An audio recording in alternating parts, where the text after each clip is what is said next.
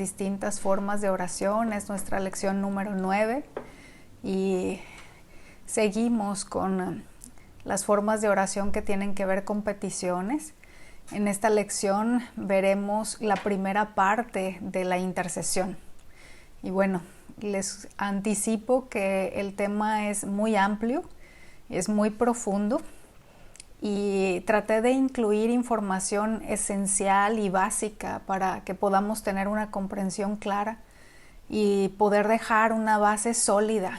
Pero si le quedan dudas, por favor anótelas y en la sobremesa o para la siguiente lección podemos dar respuesta a ellas. Pero antes de avanzar con la siguiente forma o faceta de la oración, quisiera subrayar nuevamente la importancia de que abracemos en nuestro corazón el hecho de que la oración no es solamente la implementación de cada una de estas formas de manera mecánica. Las formas de la oración que hemos visto y las que nos faltan por ver es como si fueran los materiales de construcción para una casa. Sí, quiero poner esta analogía a manera de ilustrar y que nos ayude a poder clarificar, ¿sí?, en una mayor medida. Y bueno, hablando de materiales de construcción para una casa, para un edificio, se necesitan pues variados, diferentes, como ladrillo, cemento, arena, etc. Y usted puede seguir los planos para colocar cada material en el momento y en la medida que el plano le indica y así llegar hasta el final en el cual tendrá la casa terminada. Pero eso no quiere decir que va a tener un hogar. Hay una diferencia muy grande entre lo uno y lo otro. Entonces, un hogar es ese lugar en donde se habita en familia, en donde hay comunión, armonía, respeto, comunicación, amor, entre muchas otras cosas. Y en este caso, volviendo a lo que tiene que ver con la oración, si usted se queda solamente con las formas, ¿sí?, con las facetas de la oración y se queda con ello como si fuera la totalidad, pues al final va a tener un diálogo que puede ser correcto, que puede tener una base bíblica, pero no necesariamente tendrá comunión con Dios. Entonces es importante tomar esto en consideración para no tener expectativas equivocadas. Y bueno, en un momento más adelante voy a mencionar algo más al respecto. Y bueno, vamos a iniciar con la lección propiamente. En este caso tenemos ahí la definición del diccionario de la Real Academia de la Lengua Española para la palabra interceder, que significa hablar en favor de alguien para conseguirle un bien o librarlo de un mal. Ahora, este es el significado general de la palabra, que indica tanto la intercesión que se dirige a un ser humano como a Dios. Y la intercesión implica la presencia de un mediador, un intermediario que procura reconciliar las diferencias entre dos personas o grupos enemistados. La intercesión es el acto del mediador en busca de resolver el alejamiento, y esto es algo clave. Y bueno, la necesidad de tener a un intercesor puede surgir en cualquier nivel de la vida, ya sea en lo social, en lo político, en los negocios o aún en las relaciones interpersonales como entre esposos, hermanos, amigos, etc. Pero mayormente es un concepto religioso que se encuentra en las Escrituras y que está muy ligado a la oración. En las Escrituras, el ministerio de la intercesión corresponde oficialmente al sacerdote. Entonces, Esto es algo que estoy subrayándole aquí o resaltándole en esta última parte de la diapositiva porque es algo de lo que vamos a hablar de manera más detallada más adelante en la lección. Entonces es importante que usted preste atención, que pues mantenga en su mente esta frase.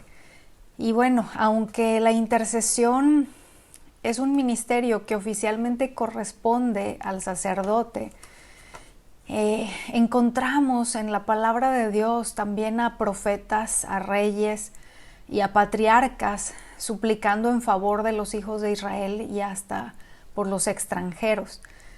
Pero hay muchos casos de intercesión en las Escrituras y mencionaré algunos ejemplos del Antiguo Testamento, como es el caso de la intercesión de Abraham ante Dios por Sodoma, o las múltiples intercesiones de Moisés buscando el perdón de Dios para la nación de Israel, y muchos otros ejemplos como los de Samuel, Daniel, Esdras y Nehemías, orando por la bendición y restauración de su pueblo.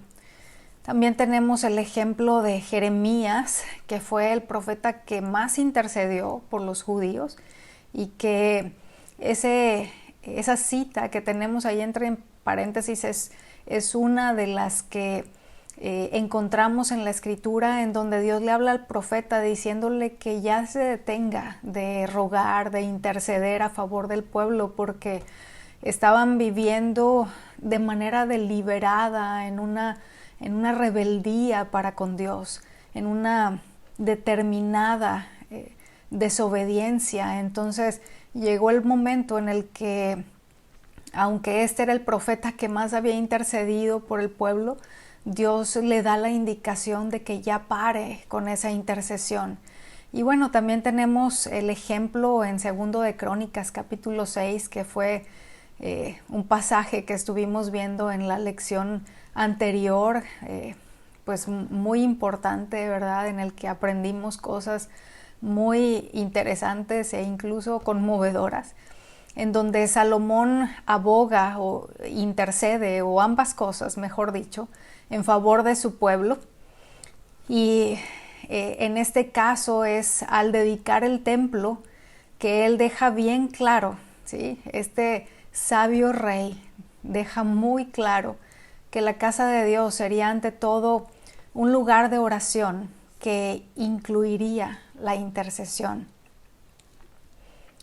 Y bueno, vamos a ver algunos significados de vocablos bíblicos para la palabra interceder, y veremos en esta ocasión dos, uno del Antiguo Testamento en el hebreo, que es el primero de ellos, y posteriormente veremos uno del Nuevo Testamento.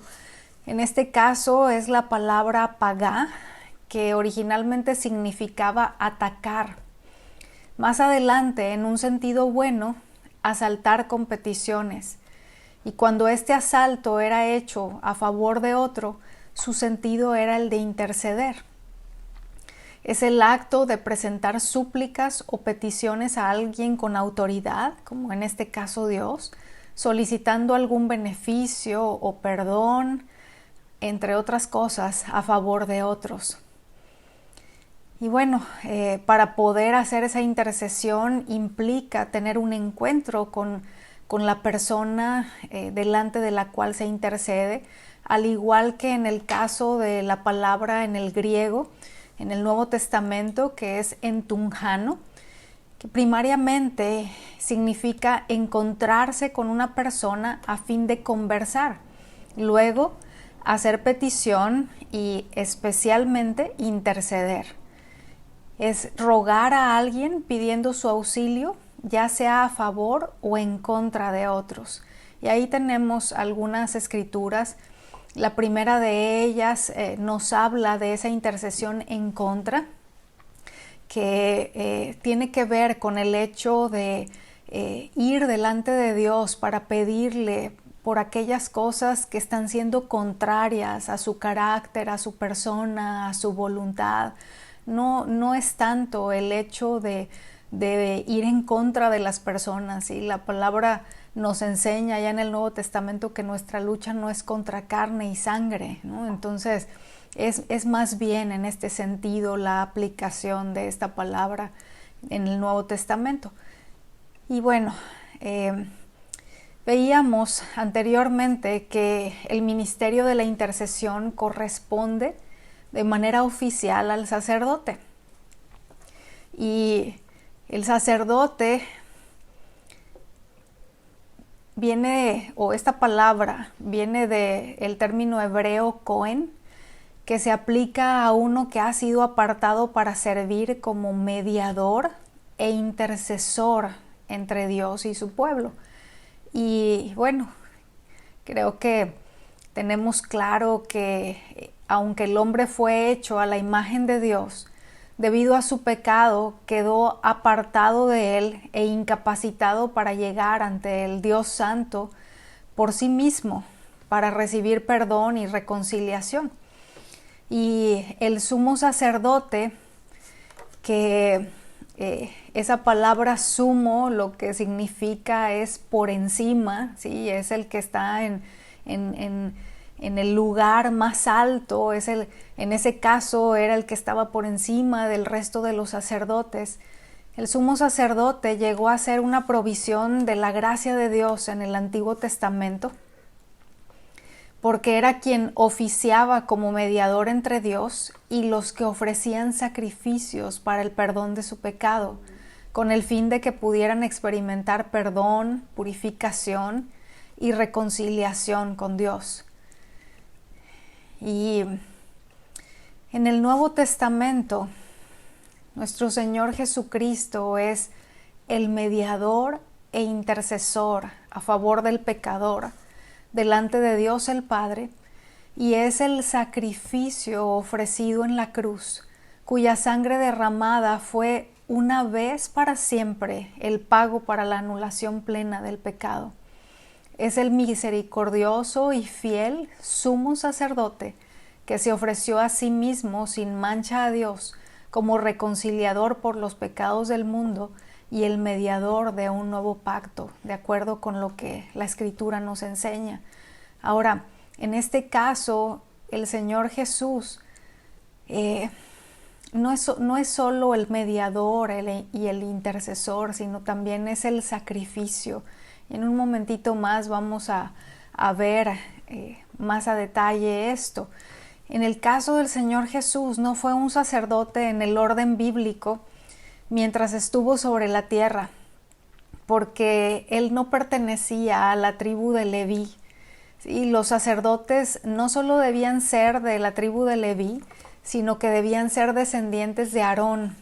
Y el Señor Jesús en su humanidad era de la tribu de Judá. Pero Jesús reunió requisitos que ninguno de los sacerdotes descendientes de Leví podrían tener. Hubo cosas que los sacerdotes del antiguo pacto no podrían hacer, que el Señor Jesús sí. Y bueno, les decía al inicio que este es un tema muy amplio.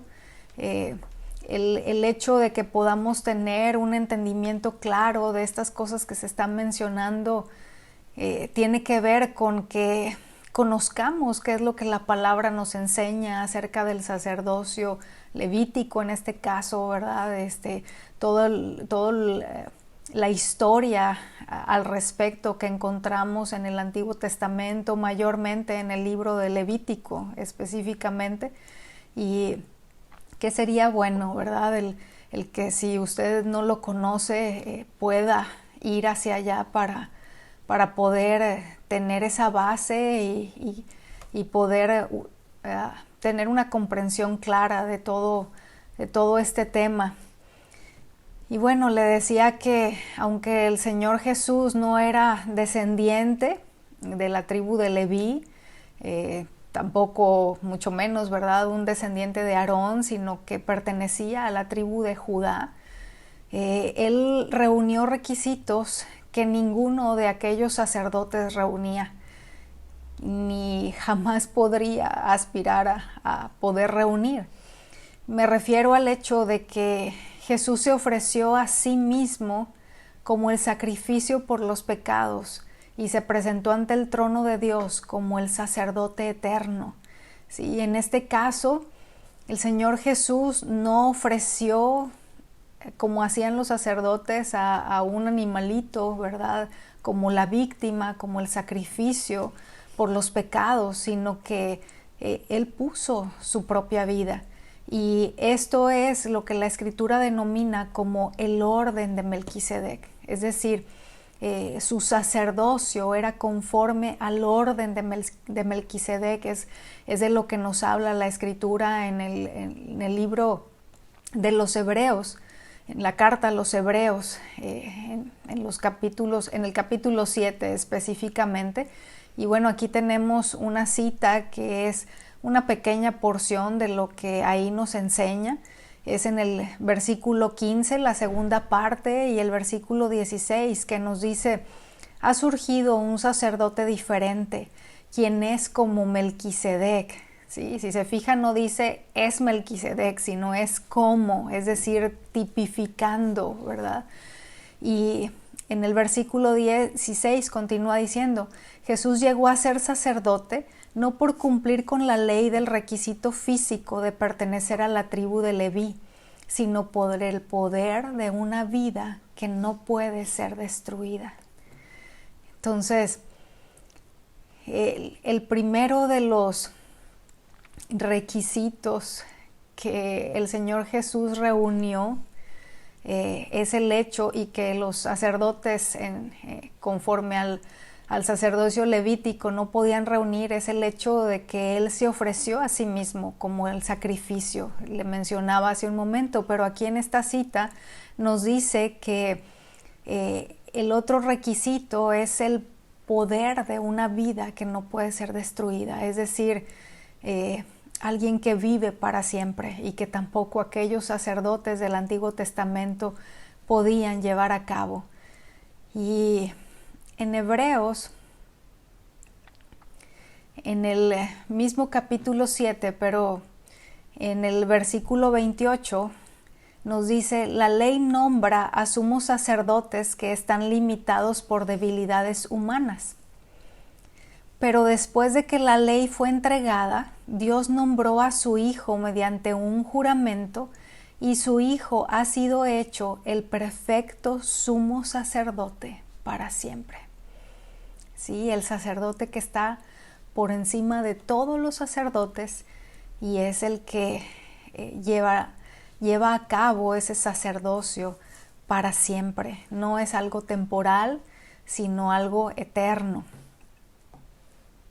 Y bueno, aquí quiero hacer un paréntesis para hablarle de la tarea, porque estamos mencionando varias cosas que pueden no ser muy sencillas de entender, que tienen todo un contexto, y que para poder ubicar de manera más clara sería muy bueno el hecho de que usted leyera en los capítulos del 7 al 9 de la carta a los Hebreos, para poder tener una comprensión más amplia. Y bueno, ahí va a encontrar la mención a Melquisedec con el contexto de ello, ¿verdad? También se menciona que Cristo es el sumo sacerdote del santuario celestial, que es mediador de un nuevo pacto. Nos habla también de su permanente intercesión, de su entrada a ese santuario para ofrecer su propia sangre, entre otras cosas que es esencial conocer para poder tener ese entendimiento más amplio y más claro de lo que estamos viendo en esta lección. Y continuando, vemos que Jesús es el ejemplo supremo de intercesor. La palabra nos enseña que Jesús está ahora sentado a la diestra del Padre, intercediendo por nosotros ante Dios y abogando a favor nuestro por causa de nuestros pecados. En 1 de Juan, capítulo 2, versículo 1, dice: hijitos míos, les escribo estas cosas para que no pequen. Y si alguien peca, tenemos abogado para con el Padre, a Jesucristo el justo. Así que el Señor Jesús no solo es nuestro mediador, nuestro intercesor, sino también es nuestro abogado para con el Padre. Y además de esa intercesión que Cristo hace para la salvación y el perdón de los pecados de quienes ponen su confianza en Él, en el Nuevo Testamento, en Tunjano, también se refiere a la intercesión que Él hace a favor de sus santos, mientras se hallan en su estado presente, para estas tres cosas que están ahí con esa palomita, y es la primera de ellas, llevarlos a ser como Él, ¿sí? La palabra nos habla de que ese es uno de los propósitos, ¿verdad? El hecho de que seamos como Cristo. El segundo de ellos es también para levantarlos por encima de sus pruebas. Esto no quiere decir que no pasemos por las pruebas, sino más bien es el hecho de ser aprobados a la hora que lleguen esas pruebas o esos exámenes, por llamarles de otra manera. Y el tercer aspecto es conducirlos a esos santos por los cuales Él está intercediendo, como sacerdotes, a realizar las actividades correspondientes al santuario espiritual, es decir, a ese templo espiritual que Dios está edificando, con cada creyente siendo una piedra viva, como nos dice ahí en 1 de Pedro capítulo 2 versículo 5. Y la intercesión forma una parte importante de esto. Y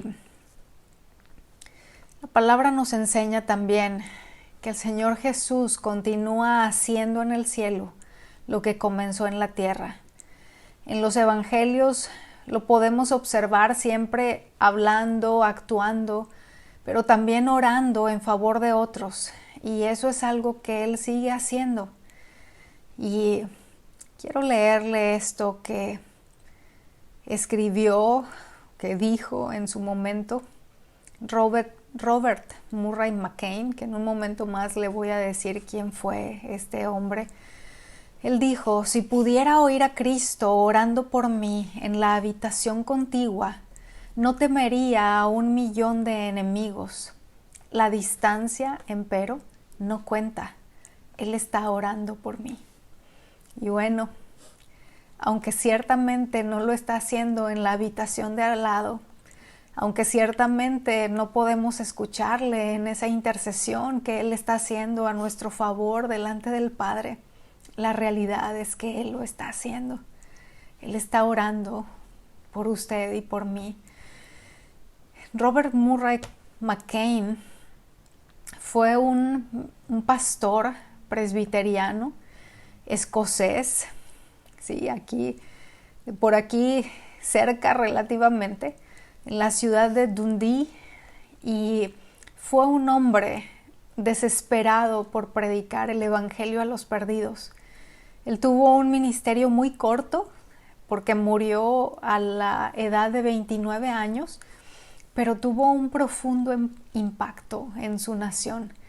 Y no solo por esa desesperación que le consumía por predicar el evangelio a aquellos que no habían sido salvados, sino también por su vida de oración, entre otras cosas que son pues un desafío para nosotros como creyentes al día de hoy.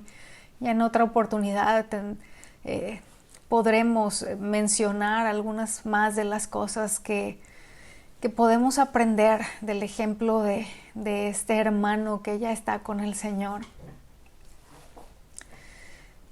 Y bueno, en el capítulo 17 del Evangelio de Juan hay un ejemplo maravilloso de oración intercesora del Señor Jesús. Y Él enseñó a sus discípulos a seguir su ejemplo en esto. El Nuevo Testamento abunda en ejemplos de cristianos intercediendo por otros creyentes y también por no creyentes. por lo que hoy la intercesión es un elemento importante en la oración. Y aquí la pregunta es, ¿qué de nosotros? ¿Sí? Al día de hoy, ¿qué papel jugamos como creyentes en nuestros días? Y bueno,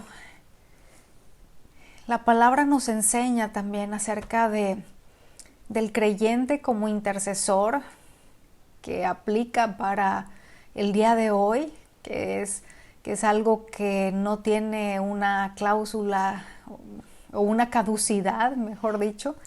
Y la palabra nos enseña acerca de la identidad que nos ha sido dada como creyentes, y que parte de ello es el hecho de que somos sacerdotes del Rey. La palabra habla de un reino de sacerdotes, y en la próxima lección, con el favor de Dios, ahondaremos en ello. Pero en Primera de Pedro, en el capítulo 2, el versículo 9 y la primera parte del versículo 10, nos dice: pero ustedes no son así, porque son un pueblo elegido, son sacerdotes del Rey, una nación santa, posesión exclusiva de Dios. Y Apocalipsis capítulo 5 versículos 9 y 10 es otra más de las varias citas en donde habla de ese sacerdocio que es parte de nuestra identidad como creyentes, y de lo cual estaremos aprendiendo más en la siguiente semana con el favor de Dios.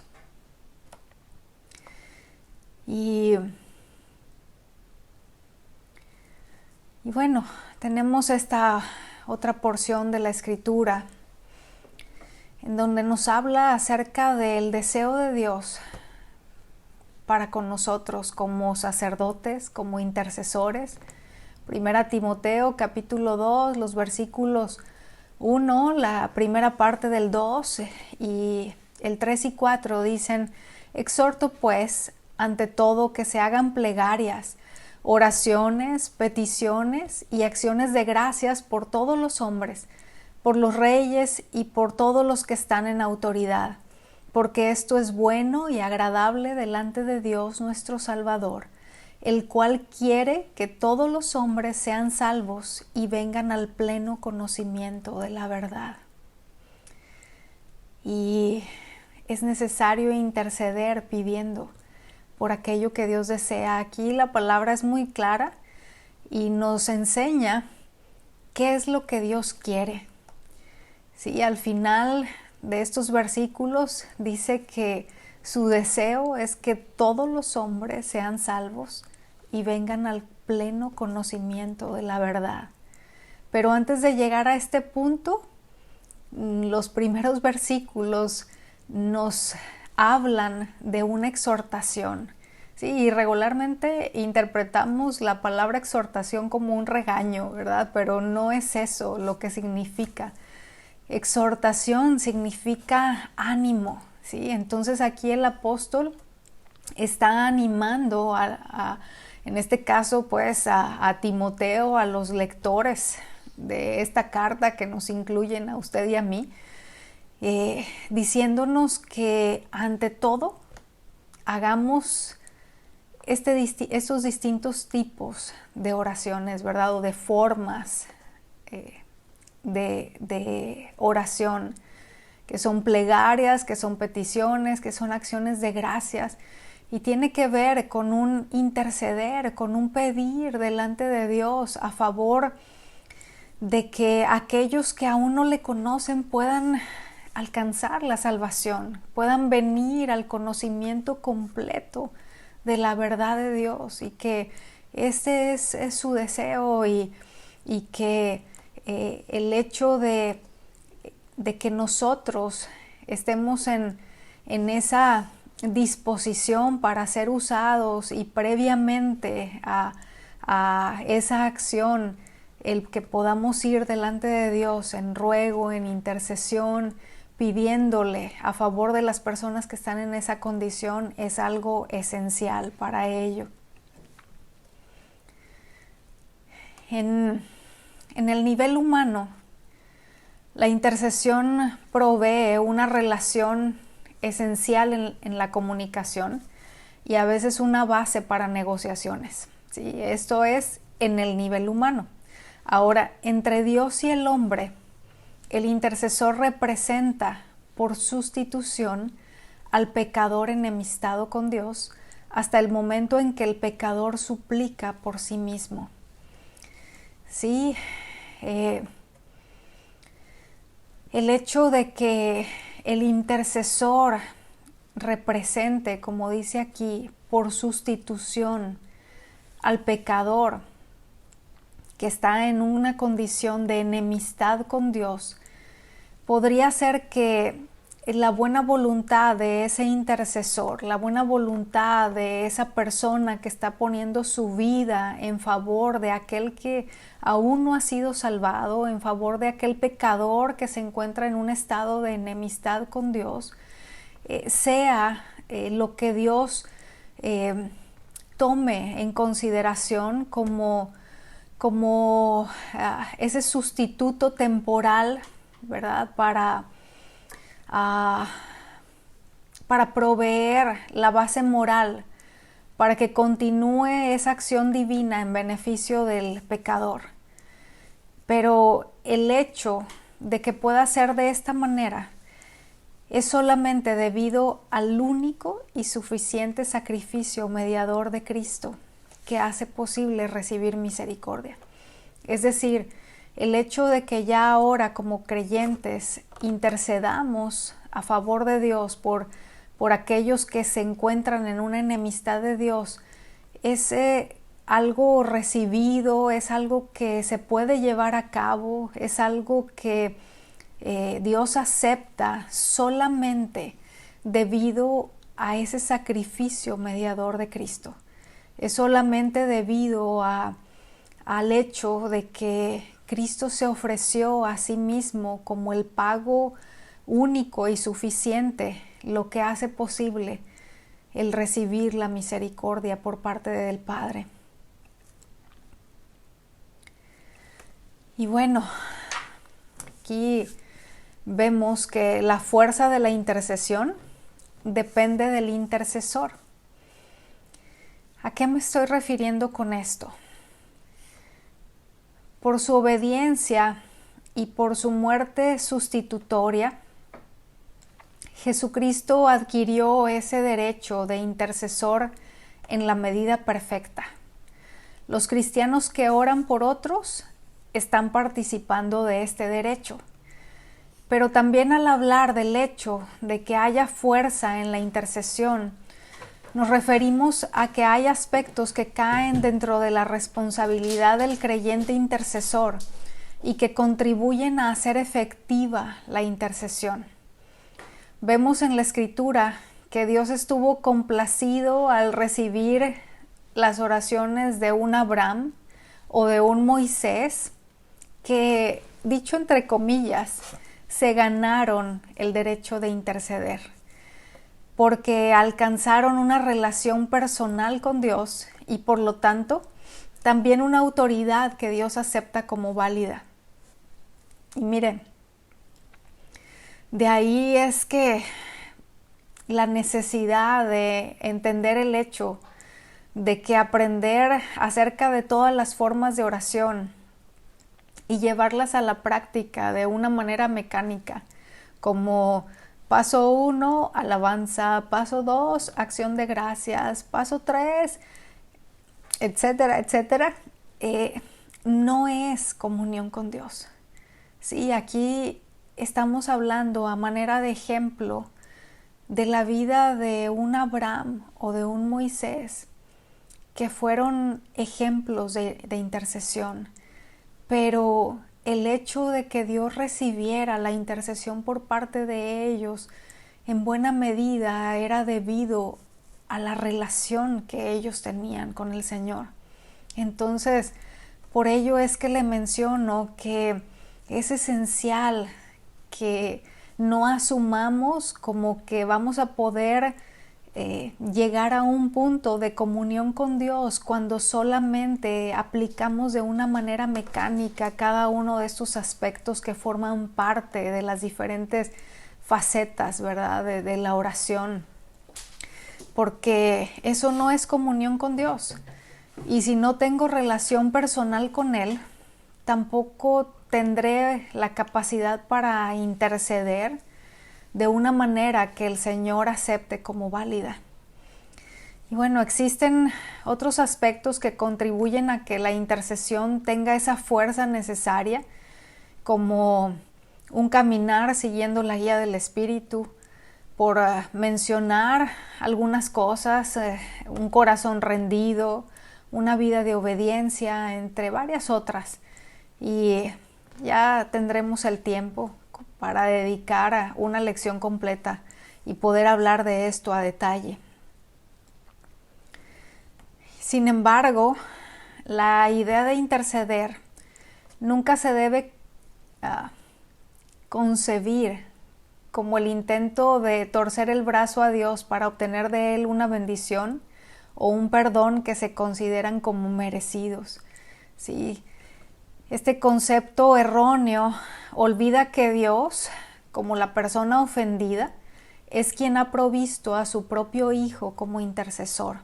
Por lo tanto, la intercesión debe ser vista como, en primer lugar, la aplicación de la expiación uno a uno.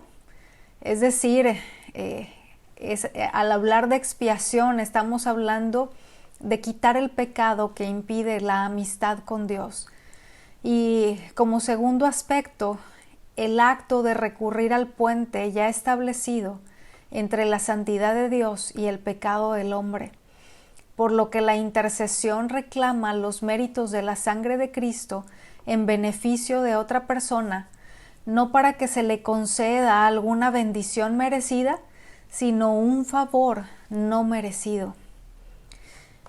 La justicia cerraría la puerta, pero Dios se complace en aceptar la intercesión hecha en el nombre de Cristo como base para mantenerla abierta.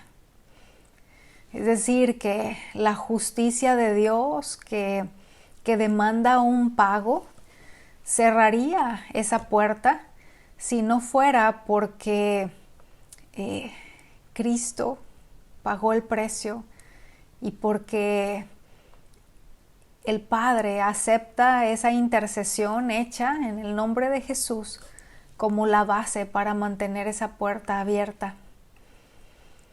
Y en conclusión,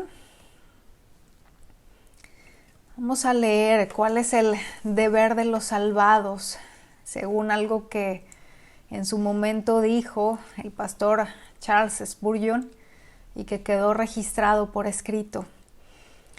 Dice: el deber de los salvados, hombres de Dios, si verdaderamente ustedes son del Señor y sienten que son suyos, comiencen ahora a interceder por todos los que están bajo su cuidado. No se sientan jamás satisfechos hasta que ellos también sean salvos. Y bueno, pues aquí es una exhortación, ¿verdad? A que no estemos reposados, a que nunca nos quedemos quietos, a que no estemos tranquilos o satisfechos hasta que aquellos que están bajo nuestro cuidado, hasta que aquellos a quienes amamos, ¿verdad?, puedan ser también salvos.